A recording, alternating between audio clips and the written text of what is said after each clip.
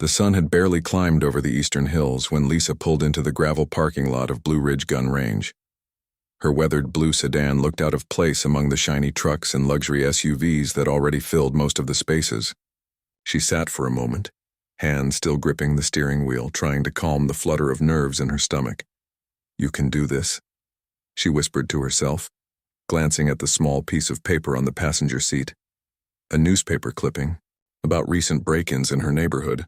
After the Thompson family 2 doors down had their home invaded last month, Lisa had decided it was time to learn how to protect herself.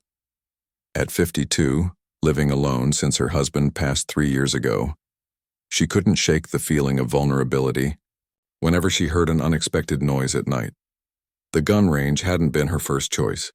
She'd installed new locks, bought a security system, even taken a self-defense class at the community center. But something still felt missing in her safety plan. Her brother-in-law had suggested she consider a firearm, and after weeks of research and internal debate, here she was. Lisa checked her reflection in the rearview mirror. Her graying brown hair was pulled back in a simple ponytail, and she wore no makeup, except for a touch of lip balm. Her faded jeans and navy cardigan over a plain white t-shirt hadn't seemed out of place when she left home. But now she noticed how different her outfit was from what she could see of the other patrons through the range's large windows. Many wore what looked like tactical gear, vests with multiple pockets, specialized gloves, and logo-covered caps. "This was a mistake," she muttered, almost turning the key to restart her car. But the memory of lying awake at 3 a.m. clutching her phone, after hearing a strange noise outside her bedroom window, strengthened her resolve. With a deep breath, she grabbed her purse and stepped out of the car. The gravel crunched under her worn sneakers as she made her way to the entrance. A bell jingled as she pushed open the heavy glass door, and the smell of gun oil, coffee, and something metallic immediately filled her nostrils. The air conditioning was blasting despite the mild spring morning, and Lisa fought the urge to wrap her arms around herself. The shop portion of the range was larger than she'd expected, with glass cases displaying handguns, rifles mounted on the walls, and shelves stocked with ammunition and accessories. A handful of people browsed the merchandise, all of them seeming to move with the confidence of those who knew exactly what they were looking for. Near the back, a counter separated the shop from what appeared to be the entrance to the actual range. Through another set of windows, Lisa could see people in various shooting stalls, protective earmuffs in place, firing at paper targets. The rapid popping sounds were muffled, but still audible through the walls. Taking another steadying breath, Lisa approached the counter where a tall man with a salt and pepper beard stood organizing some paperwork. "Excuse me," she said, her voice coming out softer than intended. The man looked up, his expression neutral. "Help you with something?" "I'd like to. I was hoping to learn how to shoot today." "I've never done it before," Lisa admitted, her fingers fidgeting with the strap of her purse. The man, his name tag read Doug, raised an eyebrow slightly. "First time ever handling a firearm?" Lisa nodded, fighting the urge to apologize for her inexperience. "Got your ID? You'll need to fill out some paperwork, and I'll need to see you're over 21, Doug said, already pulling a clipboard from beneath the counter. As Lisa dug through her purse for her wallet, the front door chimed again. She glanced over her shoulder to see a group of 4 people enter, 3 men and a woman, all dressed in what looked like coordinated range gear. They were laughing among themselves, moving with the easy confidence of regular visitors. The tallest of the men carried what looked to Lisa like an expensive rifle case, while the others had large range bags slung over their shoulders. "Morning, Doug," called one of the men, a guy with a neatly trimmed beard wearing a cap with the logo of a gun manufacturer Lisa didn't recognize. "Lane 3 open today?" "All yours, Rick," Doug replied with a nod. "Just finished cleaning it after the class this morning." The group made their way toward the counter, stopping when they noticed Lisa. She couldn't help but feel self-conscious as their eyes quickly assessed her, taking in her ordinary clothes and uncertain posture. "Sorry, are we cutting in line?" asked the woman, though her tone suggested she was more amused than concerned. "No, I'm just filling out some forms," Lisa replied, forcing a small smile as she handed her driver's license to Doug. "First timer," Doug explained to the group as he photocopied Lisa's ID. Going to set her up with a basic rental and some instruction. One of the men, wearing polarized sunglasses despite being indoors, chuckled. Remember my first time, Dad? Took me out with a .45 and said, "Sink or swim, boy." Shoulder was bruised for a week. The others laughed, and Lisa felt her cheeks warm as she sensed their sideways glances. "I recommend starting with a .22, the woman said, her voice carrying the hint of someone offering obvious advice to a child. "Even that might be a bit much for you." "Thanks," Lisa mumbled, focusing intently on the form Doug had placed before her. The group continued their conversation among themselves, dropping terms and jargon that might as well have been a foreign language to her. "Took the custom Glock to the competition last weekend," the man called Rick was saying. "That new trigger, job is money. Shaved half a second off my time." "Sweet setup," replied Sunglasses Guy. "But you should see what Tyler did with his AR build. Freaking laser beam, man." Lisa tried to block out their conversation as she carefully read through the safety waiver, signing her name at the bottom with slightly trembling fingers. By the time she finished the paperwork, the group had paid for their lane and moved toward the range entrance, still chatting animatedly. "All right," Doug said, taking the clipboard back. "Let's get you set up. I'm going to start you with something simple, a .22 caliber pistol. Low recoil, not too loud. Good for beginners." He reached beneath the counter and pulled out a small black handgun, checking to make sure it was unloaded before placing it on the counter between them. "This is a Ruger SR-22, he explained. "Semi-automatic, holds 10 rounds, and very forgiving. For new shooters." Lisa stared at the weapon, smaller than she'd imagined but still intimidating. It looked nothing like the guns she'd seen in movies and TV shows. "Don't worry," Doug said, noticing her expression. "I'll walk you through everything step by step. Safety first, always." He collected a box of ammunition, eye protection, and ear defenders, then gestured for Lisa to follow him toward the range entrance. As they approached the heavy door, the sound of gunfire grew louder, and Lisa's heart began to race again. The indoor range was brighter than she expected, with strong overhead lights illuminating the shooting lanes. The group from earlier had already set up in Lane 3, laying out an impressive array of firearms and accessories on the shelf behind their shooting position. They glanced over as Doug led Lisa to Lane 7, the furthest from other shooters. "Basic rules," Doug began, his voice raised to be heard over the intermittent gunfire. "Always keep the gun pointed downrange. Always keep your finger off the trigger until you're ready to shoot. Always treat every gun as if it's loaded, even when you know it isn't." Lisa nodded seriously, committing each rule to memory. "Put these on," he said, handing her the eye protection and ear defenders. The plastic safety glasses felt awkward on her face, and the ear defenders muffled the world around her, creating a strange sense of isolation. As Doug began demonstrating how to hold the pistol, Lisa noticed two of the men from the group watching them, nudging each other and smirking. The woman whispered something to Rick, and they all chuckled, not bothering to hide their amusement at Lisa's obvious beginner status. Lisa felt her face flush with embarrassment, but she forced herself to focus on Doug's instructions. He was patient, showing her how to grip the weapon, how to stand, how to align the sights.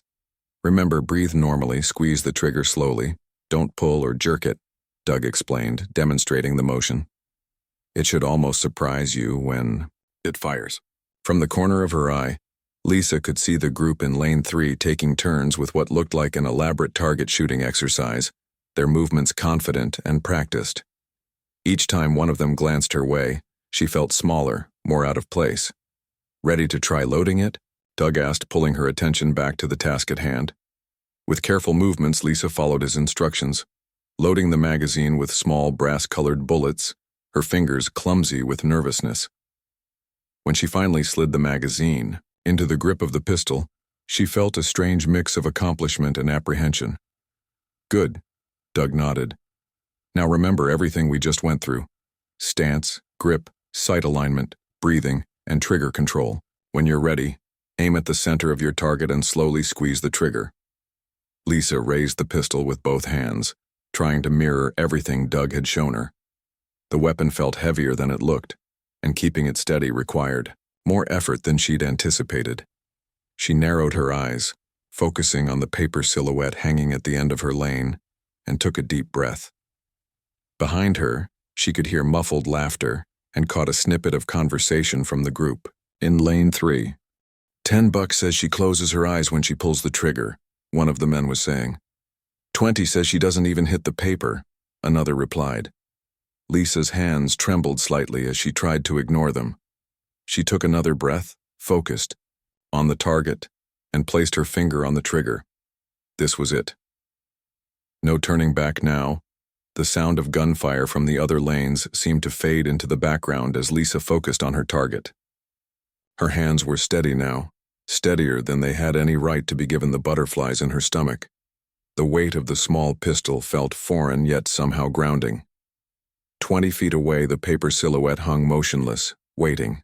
Remember, to breathe, Doug said quietly beside her. Lisa inhaled, then let half the breath out slowly. She squeezed the trigger with gentle pressure, just as Doug had shown her. The gun jumped slightly in her hands, less than she had expected, and a sharp crack pierced through her ear protection. She blinked, momentarily startled even though she'd been anticipating the shot. Nice, Doug nodded. Keep going. Try to find your rhythm. Lisa took another breath and fired again. And again. Each shot became a little easier than the last, her body adjusting to the routine. By the 5th round, she was starting to feel something that surprised her, a hint of enjoyment. There was something oddly satisfying about the focus required, the way everything else seemed to disappear when lining up the sights. After she'd emptied the magazine, Doug pressed a button that brought the target forward on its mechanical track. Lisa felt a flutter of nervousness as it approached. Would she have hit it at all? What if she'd missed the entire paper? The group in lane 3 had momentarily paused their own shooting, and she could feel their eyes on her back. The target arrived and Lisa's eyes widened slightly. Of her 10 shots, 7 had hit the paper, not in the bullseye but clustered in a loose pattern around the silhouette's torso. Not perfect by any means, but far better than she had expected for her first attempt. Not bad at all for a first-timer, Doug said, genuine approval in his voice. Most people are all over the place their first go-round. You've got a steady hand. A small burst of pride warmed Lisa's chest.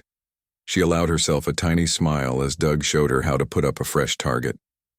From lane 3 came the unmistakable sound of someone clearing their throat loudly. Lisa glanced over to see the woman from the group eyeing her target with raised eyebrows. Beginner's luck, the woman said to her companions, but loud enough for Lisa to hear. Watch how scattered the next round will be once the novelty wears off. One of the men chuckled. Hey, at least she hit the paper. That's more than I expected. Lisa felt her moment of pride deflate. She turned back to her lane, focusing on reloading the magazine as Doug had shown her, trying to ignore the burning sensation in her cheeks. Don't mind them, Doug said quietly. Some folks forget everyone starts somewhere. He adjusted her grip slightly. Try bringing your left hand up a bit more. It'll help with stability. The next few rounds went by with Lisa gradually improving. Her technique. The pistol began to feel less like an alien object and more like a tool in her hands. Doug was a patient teacher, offering small adjustments and praise when warranted. By her 3rd magazine, she was hitting the inner rings of the target with increasing frequency. During a pause to rest her arms, which were beginning to ache from the unfamiliar tension, Lisa became aware of a conversation happening in lane 3.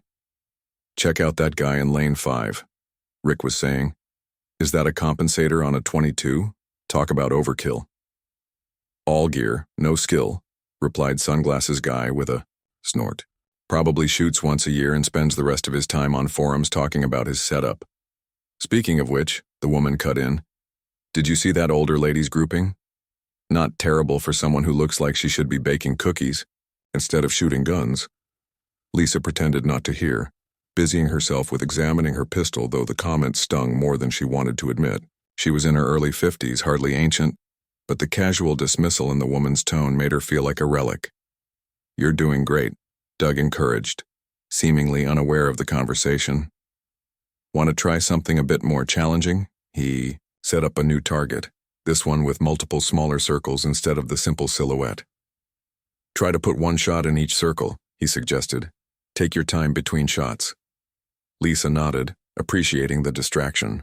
She raised the pistol, sighted on the first circle, and fired. The bullet hole appeared just outside the circle's edge. Close, but not quite there. She adjusted her aim slightly for the next circle. As she worked through the target, she became vaguely aware that the group in lane 3 had paused their own shooting to watch her. Their conversation had dropped to whispers, punctuated by occasional snickers. Lisa forced herself to block them out, focusing only on the circles before her. By the final circle, her arms were truly aching, unused to being held in such a position for so long. She took an extra moment to steady herself, exhaled slowly, and squeezed the trigger. The shot went wide, missing the circle entirely. "Getting tired?" Doug asked kindly. "That's normal. Shooting uses muscles you don't normally work. Most beginners don't realize how physical it can be." Lisa nodded, lowering the pistol safely as Doug had taught her. "My arms feel like I've been lifting weights," she admitted. "That's enough for today then," Doug said. "Always better to stop before you're completely exhausted. Fatigue leads to mistakes, and mistakes with firearms can be dangerous." As Lisa began packing up, following Doug's instructions for safely unloading and clearing the weapon, Rick from lane 3 sauntered over. Up close, his range gear looked even more expensive. The vest alone probably cost more than Lisa's entire wardrobe. "First time out?" he asked, his tone friendly enough, though his eyes held a hint of amusement. "Yes," Lisa replied simply, not wanting to engage more than necessary. "Not bad," he said, nodding toward her target. "For a beginner, I mean. What made you decide to start shooting? Self-defense, sport?" There was something in his tone that suggested he didn't believe she had a legitimate reason, as if she were just playing at something that wasn't meant for people like her. Lisa hesitated, then decided there was no reason to be anything but honest. "There have been break-ins in my neighborhood. I live alone." Rick's expression shifted slightly. "Fair enough, though a shotgun would be better for home defense. Less chance of missing in a high-stress situation." "One step at a time," Doug interjected. Today was about getting comfortable with the basics. The woman from lane 3 joined them, her eyes sweeping over Lisa's simple outfit before settling on the target. "Not terrible grouping," she said, in a tone that suggested she was bestowing a great compliment. "You must have some natural ability." "Thanks," Lisa replied, unsure whether to feel flattered or patronized. "I'm Tracy," the woman said. "Competition shooter. That's my husband Rick, and our friends Ben and Paul." She gestured to the two other men who were still at their lane. "We're here every Saturday, part of the Blue Ridge Practical Shooters Club." Lisa introduced herself, feeling oddly as though she were being interviewed. "So what did you think?" Tracy asked. "Bit different from what you expected, right? Most people think it's just point and shoot until they actually try it." "It's more technical than I realized," Lisa admitted. "And more physical." Tracy nodded approvingly. "At least you can admit that. Most first-timers come in thinking they're going to be Annie Oakley right off the bat because they've seen movies." Rick chuckled. "Remember that guy last month? The one who kept limp-wristing that Glock and couldn't figure out why it was jamming? Or the woman who screamed and dropped a hot shell down her shirt?" Tracy added, and they both laughed. Lisa smiled, politely, aware they were trying to include her in their inside jokes, but also distinctly feeling like she was being initiated into a club she hadn't asked to join, one where the price of admission was becoming the subject of future anecdotes. Herself. Doug, sensing her discomfort, stepped in. "Lisa did exceptionally well for a first session. I've seen competition shooters who started with worse fundamentals." Tracy raised an eyebrow at this but didn't contradict him. Instead, she gave Lisa an assessing look. "Well, if you're serious about learning, you should come to one of our club meetings. We do training sessions for new shooters. Much better than trying to figure it all out on your own." "I'll think about it," Lisa said, though she wasn't sure she wanted to spend more time around people who had been laughing at her just an hour ago. As they walked back to the shop area, Lisa could hear Rick and Tracy resume their conversation behind her. "She's not bad for her age," Tracy was saying. But she'll probably just come the one time and never follow through. Most don't. $20 says we never see her again, Rick replied. Lisa's spine stiffened slightly at their dismissive tone.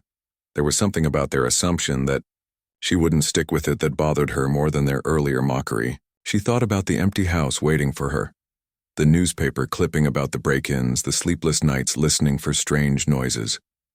As Doug rang up her lane rental and ammunition, he gave her an encouraging smile. So, will we be seeing you again?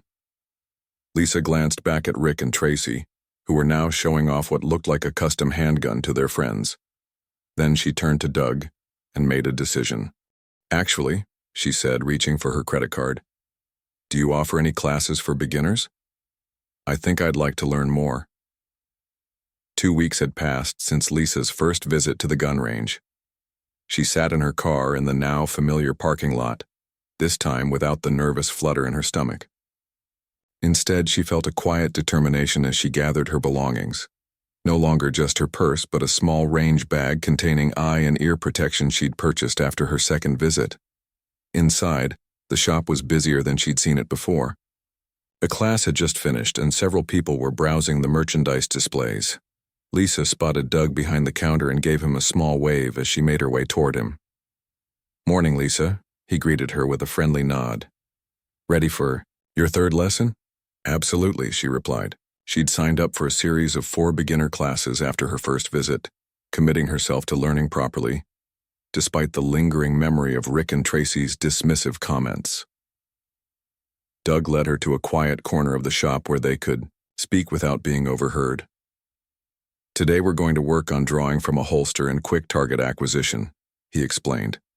But before we head in, I wanted to mention something. Lisa raised her eyebrows questioningly. The Saturday morning crew is here, Doug said, his tone careful. Including your friends from last time. Lisa's expression tightened slightly. They're not my friends. Fair enough, Doug chuckled. Just wanted to give you a heads up. They can be a bit intense. He paused. Actually, they've been asking about you. About me? Lisa was genuinely surprised. Why? Doug shrugged. Curious, I guess. Tracy asked if you'd signed up for classes, seemed surprised when I told her you had. Lisa wasn't sure how to feel about that. Part of her was annoyed that she was being discussed when she wasn't around, but another part felt a small petty satisfaction that she'd defied their expectations. Ready to head in? Doug asked, changing the subject. Lisa nodded and they made their way to the range. As they approached, she could hear the distinctive sound of rapid, controlled fire that she now recognized as competition-style shooting. Through the windows, she could see Rick and his friends in their usual lane, taking turns running some sort of timed drill. As they entered, Tracy looked up and spotted Lisa. She nudged Rick, who glanced over. Lisa gave them a brief nod of acknowledgement before following Doug to a lane at the opposite end of the range. Don't let them distract you, Doug advised as they set up. Today's about focus. Lisa appreciated his understanding. Over the past 2 weeks, she'd come to respect Doug's teaching style. He was patient but pushed her just enough to make progress. Under his guidance, she'd grown more comfortable with handling firearms and had even started researching which model might be right for her own personal protection. Today, Doug had brought a holster and a training pistol that matched the weight and feel of a real one but couldn't actually fire. We'll practice the draw motion with this until you're comfortable, he explained. It's all about building muscle memory safely before we introduce live ammunition. For the next half hour, Lisa practiced drawing the training pistol from the holster, bringing it up to eye level, acquiring the target and dry firing. Each repetition made the motion more fluid, though she still felt awkward at times. Good, Doug encouraged. Remember, smooth is fast. Don't rush the draw. Let the speed come naturally as you get more comfortable. From the corner of her eye, Lisa could see Tracy watching her occasionally between shooting her own drills. There was something calculating in the other woman's gaze that made Lisa want to prove herself. After Lisa had mastered the basic drawing technique, Doug retrieved the Ruger 22 that she'd been practicing with during her previous sessions. Ready to try it with live fire? Lisa nodded, feeling a mix of nervousness and excitement. This was more advanced than anything she'd done so far, Remember, Doug cautioned, safety first. Finger off the trigger until you're ready to shoot, and always maintain awareness of your muzzle direction during the draw. Lisa took a deep breath and began the drill. Draw, aim, fire. Her first attempt was clumsy. The pistol caught slightly on the holster, throwing off her aim. The shot went wide, missing the target entirely. That's normal, Doug reassured her. Try again, but slow down. Feel each part of the motion. Lisa nodded and reset. This time, she focused on making each movement deliberate. The pistol came out, smoothly. Her hands met in the proper grip position, and she aligned the sights before squeezing the trigger. The shot hit the outer ring of the target. Much better, Doug said. As Lisa continued practicing, she gradually built speed and confidence. By her 15th repetition, she was drawing and firing with reasonable smoothness, hitting the target consistently, if not always in the center ring. During a pause to rest her arms, Lisa became aware that the rapid fire from Rick and Tracy's lane had stopped. Glancing over, she saw all 4 members of their group watching her practice. Heat rose to her cheeks, but she kept her expression neutral, turning back to her own lane. They're watching because you're doing well, Doug said, quietly. Most beginners take much longer to get comfortable with drawing from a holster. Lisa wasn't sure if that was true or if Doug was just being kind, but his words gave her confidence. She resumed her practice with renewed determination. After another 30 minutes, Doug called for a break. You're making excellent progress, he said. Let's take 5 minutes, then we'll work on multiple target transitions. Lisa set her pistol down safely and rolled her shoulders to release the tension. As she did, she noticed Tracy approaching. Not bad, Tracy said, stopping at the edge of Lisa's lane. There was less condescension in her tone than during their first meeting. Your draw is coming along. Thanks, Lisa replied, surprised by the almost compliment. Tracy gestured to the target. Your shots are consistently to the left. You're probably anticipating the recoil and pushing the muzzle down slightly when you pull the trigger. Lisa blinked, taken aback by the specific observation. Try focusing on maintaining pressure with your support hand through the entire trigger pull, Tracy continued. It helps counter that natural tendency to flinch.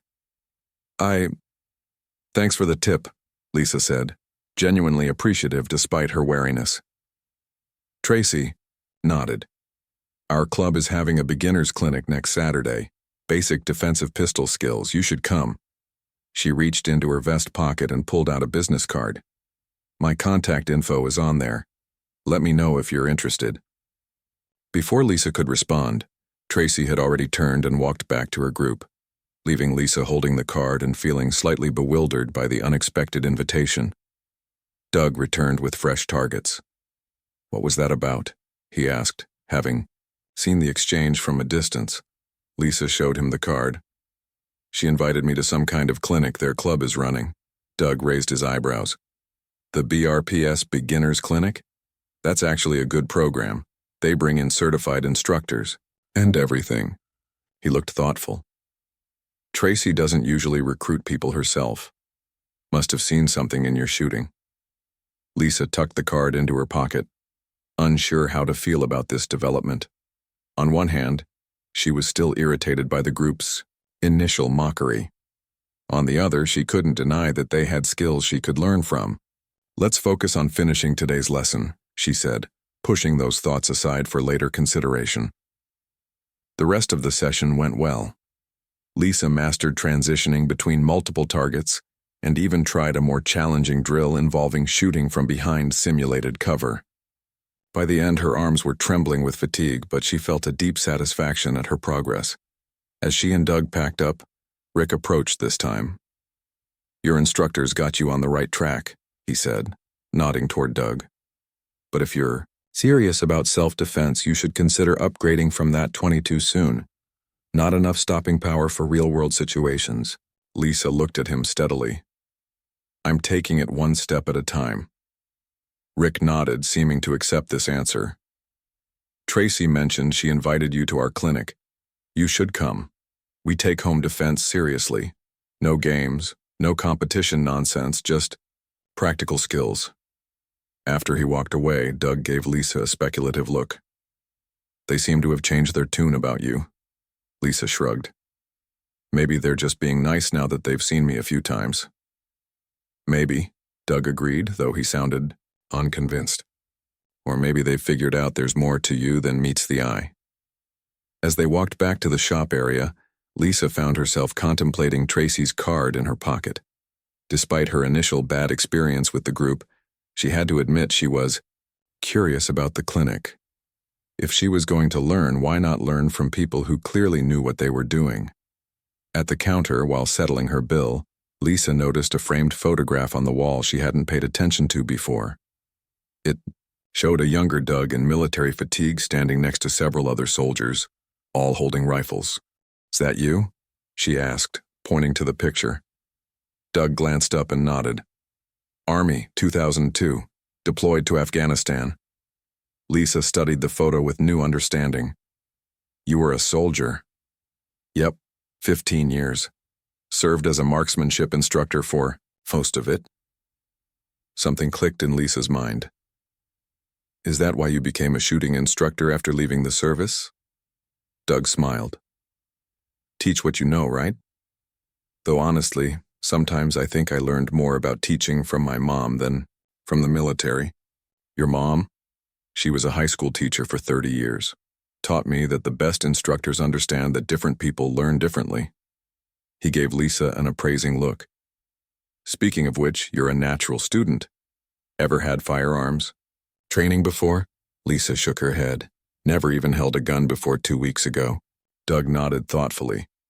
"Well, you've got good instincts. Ready for next week's final lesson?" "Actually," Lisa said, pulling Tracy's card from her pocket and looking at it, "I think I might check out this clinic first. If it's as good as you say, it could be helpful." "Good decision," Doug approved. "Just remember what I taught you and don't let them rush you into anything you're not comfortable with." As Lisa walked back to her car, she felt a quiet confidence that hadn't been there 2 weeks ago. The gun range no longer seemed like foreign territory, and she was beginning to find her place in it on her own terms. She looked at Tracy's card one more time before tucking it into her wallet.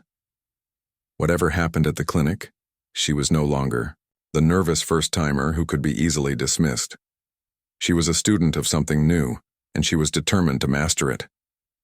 The shooting club's training facility was located on private land about 20 minutes outside of town. Lisa followed the directions Tracy had texted her, turning onto a gravel road that wound through thick pine trees before opening onto a large clearing. Several vehicles were already parked in front of a modest single-story building, including Rick and Tracy's gleaming black SUV. Lisa parked her sedan beside a weathered pickup truck and sat for a moment, gathering her thoughts. The past week had been filled with mixed emotions about attending this clinic. Part of her was excited to learn more, while another part still felt the sting of those initial mocking comments. But curiosity and determination had won out. She grabbed her range bag, now properly stocked with safety equipment, a cleaning kit, and a small notebook where she'd been recording Doug's lessons, and made her way toward the building. A hand-painted sign above the door read, "Blue Ridge Practical Shooters Club, Esther 1986. Inside, the facility was surprisingly well equipped. A small classroom area with chairs and a whiteboard occupied one half of the space, while the other contained gun safes, equipment racks, and a door that presumably led to the outdoor range. About 15 people milled around. Some Lisa recognized from the gun range, others unfamiliar. Tracy spotted her immediately and walked over. "You made it," she said, sounding genuinely pleased. Today she wore simpler attire than her usual range gear, just jeans and a polo shirt with the club's logo embroidered on the chest. "Didn't want to miss the opportunity to learn," Lisa replied. Tracy introduced her to several club members, including an older gentleman named Frank who, she explained, had founded the club nearly 40 years ago. Frank had kind eyes that crinkled at the corners when he smiled and hands that showed years of work. "Always good to see new faces," he told Lisa warmly, "especially folks taking personal protection seriously." The atmosphere was more welcoming than Lisa had expected, though she noticed a few curious glances cast her way. She was clearly being assessed as the newcomer, but it didn't feel hostile, just cautious.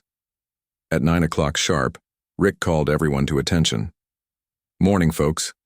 Today's beginner defensive clinic will cover 4 main areas: situational awareness, proper defensive stance and movement, shooting under stress, and legal considerations for self-defense. He gestured to Tracy and 2 other club members. We'll rotate through stations so everyone gets hands-on instruction in small groups. Anyone here who hasn't filled out the safety waiver, see me during the first break. Lisa found herself assigned to Tracy's first group, along with 3 other students.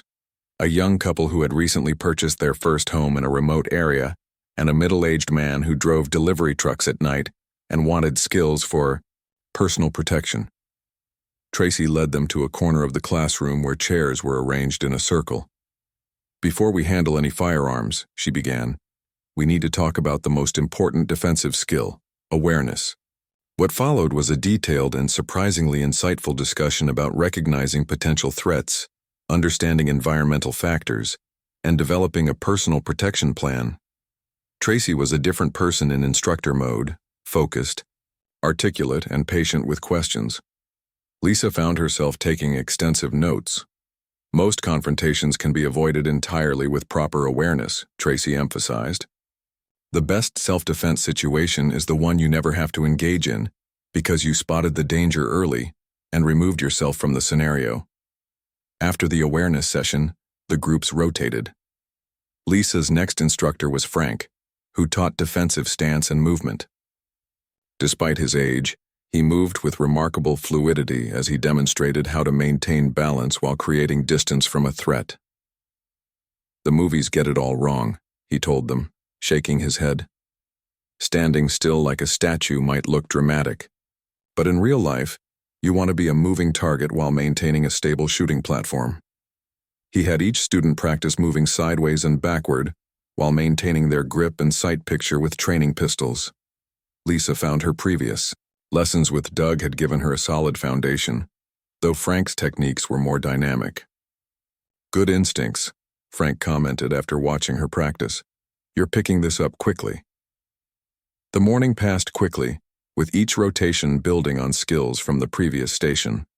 By lunchtime, Lisa's mind was swimming with new information, but she felt energized rather than overwhelmed. During the lunch break, sandwiches and drinks provided by the club, Rick approached where Lisa sat alone, reviewing her notes. Getting something out of the clinic, he asked, taking a seat across from her. Lisa nodded. More than I expected, honestly. You all are very thorough. Rick seemed pleased by this assessment. Tracy said you've been taking regular lessons at the range.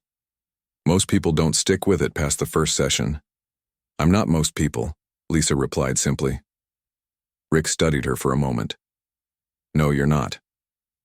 There was a new respect in his voice that hadn't been there during their first meeting. What made you decide to start shooting, if you don't mind me asking? Lisa hesitated, then decided there was no reason not to share. I've lived alone since my husband passed 3 years ago. There's been a string of break-ins in my neighborhood recently. One night I heard someone trying the back door. They left when I turned on the lights, but she shrugged. I decided I needed to be able to protect myself. Rick nodded thoughtfully. That's as good a reason as any. He paused. Tracy and we sometimes come off a bit intense about all this. The shooting community can be like that. A little insular, a little judgmental of newcomers. But at the end of the day, we all want the same thing. The skills to keep ourselves and our families safe. It wasn't quite an apology for their earlier behavior, but Lisa recognized it as an olive branch of sorts. After lunch came the part of the training Lisa had been most curious about, shooting under stress. The instructor for this section was a compact, muscular woman named Kate, who had been introduced as a former police officer. Real-world defensive situations don't happen in perfect conditions, Kate explained as she led them to the outdoor range. Your heart rate will spike, your fine motor skills will deteriorate, and you'll experience tunnel vision. We can't fully replicate that in training, but we can give you a taste. What followed was the most challenging shooting exercise Lisa had ever attempted. After a brief warm-up, Kate had them run in place for 30 seconds to elevate their heart rates before attempting to hit targets at varying distances. Then they tried shooting after doing push-ups, with trembling arms making it difficult to maintain accuracy. "This is why we train," Kate emphasized as Lisa struggled to control her breathing after a set of jumping jacks. "Your body needs to know what to do, even when your mind is clouded by adrenaline." Despite the difficulty, Lisa found herself performing better than she expected. The fundamentals Doug had drilled into her provided a foundation that held up even when physically stressed. Her shots weren't always perfect, but they consistently hit the target's center mass. During a water break, Lisa noticed Tracy watching her performance with interest. "You've got unusually good control under pressure," Tracy commented. "Most beginners fall apart completely during stress shooting." Lisa took a sip of water. "I used to compete in archery in college. Maybe some of those skills transfer." Tracy's eyebrows rose slightly. "Interesting. That explains the steady breathing pattern." She seemed about to say more, but was called away by another instructor. The final session of the day covered the legal aspects of self-defense, a sobering discussion about the reality of using deadly force and its potential consequences. The instructor, a local attorney who specialized in self-defense cases, emphasized that even justified shootings could lead to legal and emotional challenges. "The goal isn't just to survive the threat," he explained gravely. "It's to survive what comes after, too, both legally and psychologically." By the time the clinic ended at 5 o'clock, Lisa was physically and mentally exhausted but felt a profound sense of accomplishment. She had not only survived the day but had earned nods of approval from several instructors. As people began packing up their gear, Frank approached her. "You did well today," he said. "Very well." "Thank you," Lisa replied. "I learned a lot." Frank nodded. "We have these clinics quarterly, but the club meets every other Saturday for practice sessions. You'd be welcome to join us." He handed her a membership application. "No pressure, but if you're interested, we could use more level-headed folks like you." Lisa took the form, genuinely touched by the invitation. "I'll think about it." As she walked toward her car, Tracy fell into step beside her. "So what did you think?" "It was eye-opening," Lisa admitted. "Different from the range lessons, but complementary." Tracy nodded. "Doug's a good instructor. Military training shows in his teaching style." She paused by Lisa's car. "Listen, about that first day at the range, we were pretty hard on you." Lisa looked at her, surprised by the near apology. "We see a lot of people come through who treat firearms like toys or fashion accessories," Tracy continued. "It makes us defensive, I guess, judgmental." She shrugged slightly. "Anyway, you've proven you're serious about this, and you've got potential." "Thanks," Lisa said, unsure what else to add. Tracy gestured to the membership form in Lisa's hand. "Hope you'll consider joining. The club could use more women. Too many guys talking about gear specs and not enough focus on practical skills. Sometimes." As Lisa drove home, the setting sun painting the sky in shades of orange and pink, she felt a shift in her perception of herself. 3 weeks ago, she'd been a nervous first-timer, intimidated by the environment and equipment. Now she was being recruited by the very people who had initially dismissed her. She glanced at the club application on the passenger seat. Maybe she would join, not to prove anything to Rick or Tracy or anyone else, but because she had discovered something unexpected. She was good at this. And becoming better at protecting herself meant reclaiming a sense of security she hadn't felt in years. Tomorrow, she would return to the range for her final scheduled lesson with Doug. After that, she would decide on next steps. But whatever path she chose, she knew one thing for certain. She was no longer the woman who could be easily mocked or dismissed. She had found a quiet confidence that no one could take away. 1 month after her first visit to Blue Ridge Gun Range, Lisa pulled into the parking lot for what had become her regular Saturday morning session. The nervousness that had once filled her stomach had been replaced by a quiet anticipation. She gathered her range bag, now properly broken in and containing her own safety gear, cleaning kit, ammunition, and the logbook where she tracked her progress. In the 4 weeks since the defensive clinic, Lisa had completed her final lesson with Doug, joined the Blue Ridge Practical Shooters Club, and, most significantly, purchased her own firearm, a compact 9mm pistol that fit her hand perfectly, and offered the right balance of manageable recoil and stopping power for home defense. The purchase hadn't been impulsive. She'd researched extensively, tried various models during rental sessions, and sought advice from both Doug and the club members. In the end, she'd chosen a weapon that suited her specific needs rather than following anyone else's recommendations. As Lisa entered the range, she nodded to the weekend staff member behind the counter, a college student named Mike who had started recognizing her as a regular. "Morning, Lisa," he greeted her. "Lane 4 is open if you want it." "Thanks, Mike. Any of the club members here yet?" Tracy and Frank arrived about 10 minutes ago. They're setting up in lanes 7 and 8. Lisa signed in and made her way to the range. Sure enough, Tracy was carefully arranging target sheets while Frank cleaned his glasses with a microfiber cloth. They both looked up as she entered. "There she is," Frank said warmly.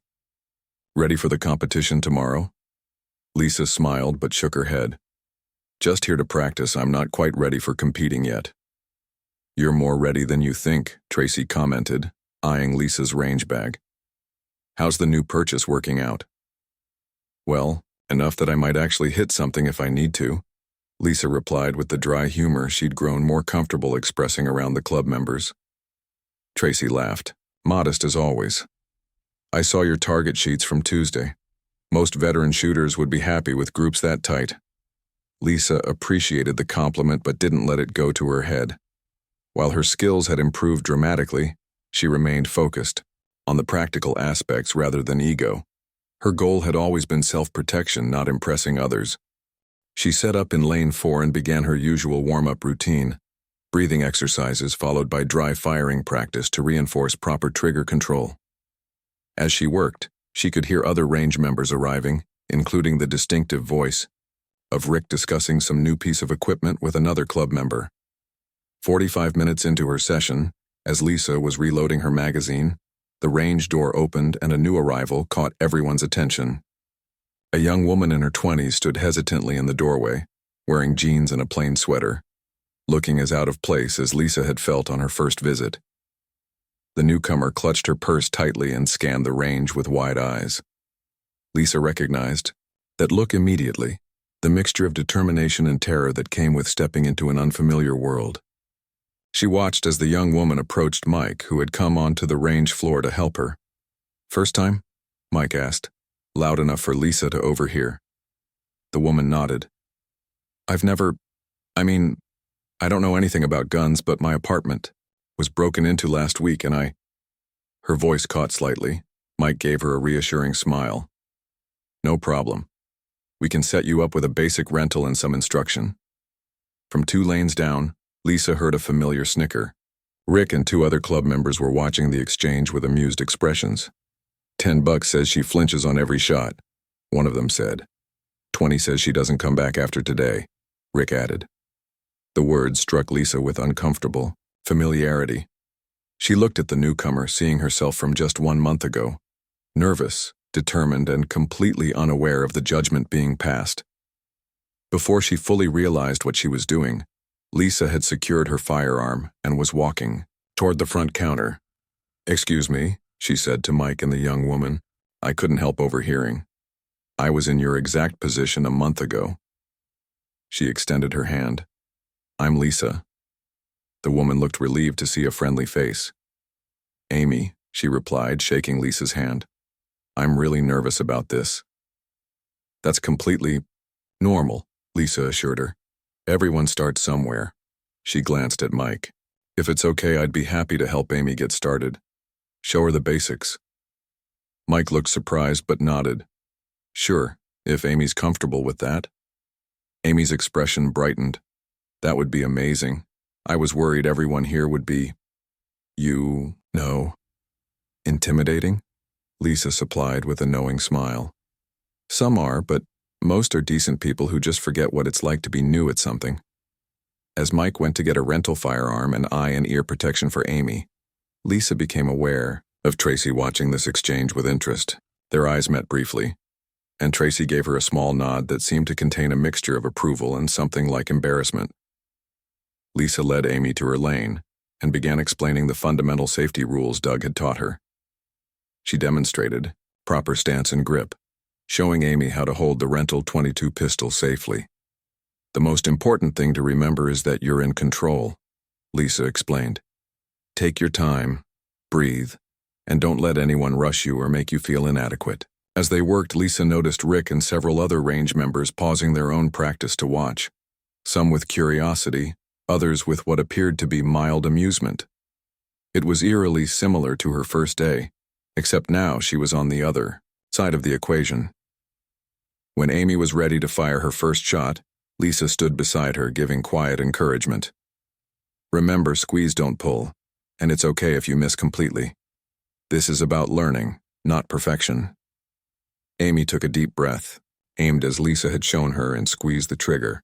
The pistol cracked, and the bullet hit the outer edge of the target. Not a bullseye by any means, but definitely on the paper. "I hit it!" Amy exclaimed, her eyes wide with surprise and delight. "Great job," Lisa encouraged. "Let's try again, focusing on keeping your wrist firm through the shot." They continued for another 15 minutes, with Amy's shots gradually moving closer to the center of the target as she gained confidence. Throughout the session, Lisa was acutely aware of their audience, particularly Rick and Tracy, who had both stopped their own practice entirely to observe. When Amy needed to take a break, her arms tired from the unfamiliar exertion, Lisa secured the firearm and suggested they step back from the firing line for a moment. "You're doing really well," Lisa told her. "Much better than I did my first time." "Thanks to you," Amy replied gratefully. "I was so scared to come here alone, but I didn't know who else to ask." "We all start somewhere," Lisa said. "The important thing is that you took the step." As they chatted, Frank approached them with a friendly smile. "Nice shooting for a first-timer," he said to Amy. "You've got a good teacher here." He nodded toward Lisa with obvious respect. Rick and Tracy joined them a moment later.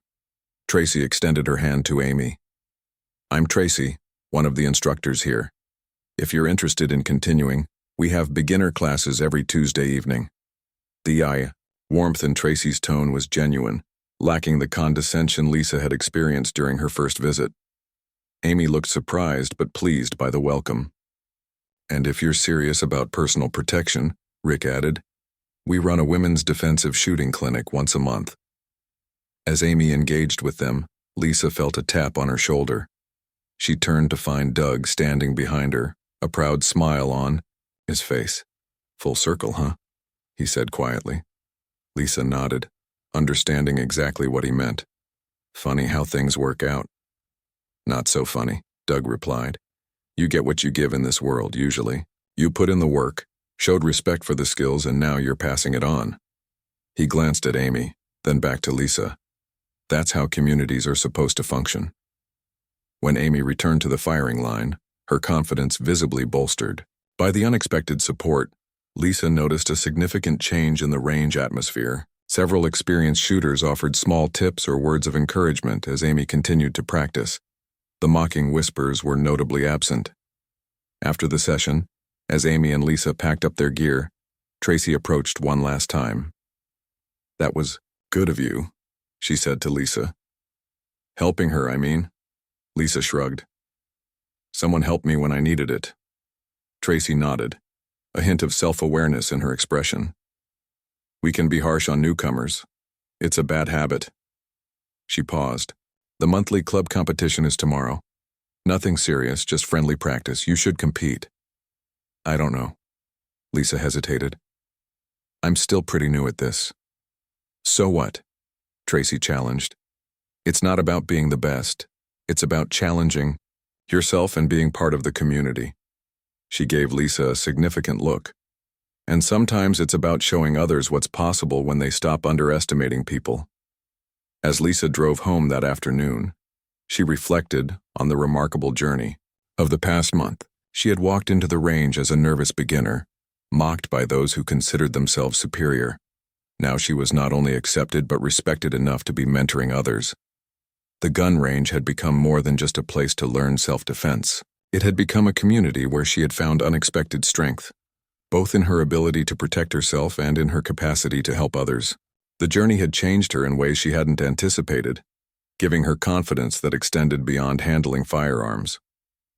Lisa smiled as she remembered the looks on Rick and Tracy's faces as they watched her coach Amy. There had been genuine respect there, perhaps even a touch of admiration. Not that she needed their approval anymore. She had proven herself not just to them but more importantly to herself. Tomorrow she would return for the competition. Not because she expected to win, but because she had earned her place in that community. And maybe, just maybe, her presence would help change the culture for the next nervous beginner who walked through those doors.